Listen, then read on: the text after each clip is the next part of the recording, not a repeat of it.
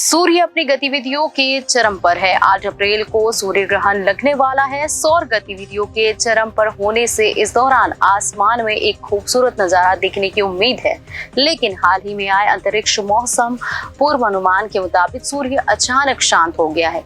आइए जानते हैं इसके बारे में। 8 अप्रैल को पूर्ण सूर्य ग्रहण लगने वाला है। यह सूर्य ग्रहण मैक्सिको, अमेरिका और कनाडा में दिखेगा। इस सूर्य ग्रहण का इंतजार आम लोगों के साथ साथ वैज्ञानिकों को भी है। ऐसा इसलिए क्योंकि पूर्ण सूर्य ग्रहण के दौरान सूर्य का कोरोना को सूर्य के वायुमंडल की तरह समझ लीजिए, क्योंकि इस समय सूर्य अपने 11 वर्षों के चक्र के चरम पर है, इसलिए उसमें ज्यादा गतिविधि देखी जा रही है। लेकिन सूर्य ग्रहण आने से ठीक पहले वैज्ञानिकों ने अचानक से सूरज में शांति देखी है। सूर्य ग्रहण के दौरान एक ऐसा समय आता है जब चंद्रमा पूरी तरह से सूर्य को ढक लेता है। इसे समग्रता कहते हैं, जो कुछ मिनटों का होता है।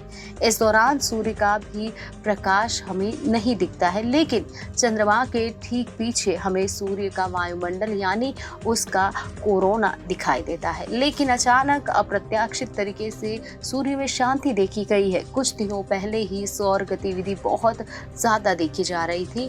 इस कारण उम्मीद की जा रही थी कि समग्रता के दौरान सूर्य से निकलने वाले तूफान और भी विशाल होंगे, जिन्हें देखा जा सकेगा। सूर्य से निकलते हैं विशाल तूफान।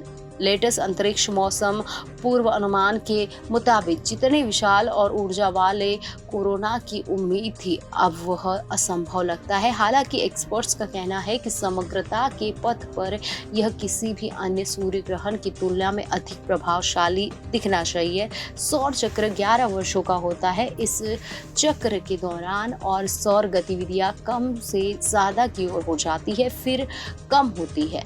ऐसे ही यह चक्र चलता रहता है। इस समय सूर्य अपनी गतिविधि के चरम पर है, जिसे सोलर मैक्सिमम कहते हैं। सौर गतिविधियों के चरम पर होने से काले सनस्पॉट सूर्य की सतह पर फैल जाते हैं। इनमें से अक्सर शक्तिशाली तूफान निकलते हैं। सूर्य को अचानक क्या हुआ? जी हाँ, एक्सपर्ट का मानना है कि सोलर मैक्सिमम का चरण पूर्ण अनुमान से 1 साल पहले ही शुरू हो चुका है, लेकिन जब तक ये पूरी तरह खत्म नहीं हो जाता तब तक हम कुछ नहीं कह सकते। पिछले 2 महीनों से सौर गतिविधियां बहुत ज्यादा बढ़ी हुई है। सूर्य विशाल सनस्पॉट थे जो लगातार एक्स श्रेणी की सौर लपटें निकाल रहे थे, जो सबसे शक्तिशाली और सौर विस्फोट होते हैं। 23 मार्च को प्लाज्मा और रेडिएशन का एक बादल पृथ्वी से टकराया, जिसे कोरोनल मास इंजेक्शन यानी CME कहा जाता है। यह पृथ्वी पर 6 साल का सबसे बड़ा और सौर तूफान था। लेकिन अब सूर्य में पृथ्वी की ओर से कुछ ही एक्टिव सनस्पॉट्स है। यह भी बहुत छोटे हैं।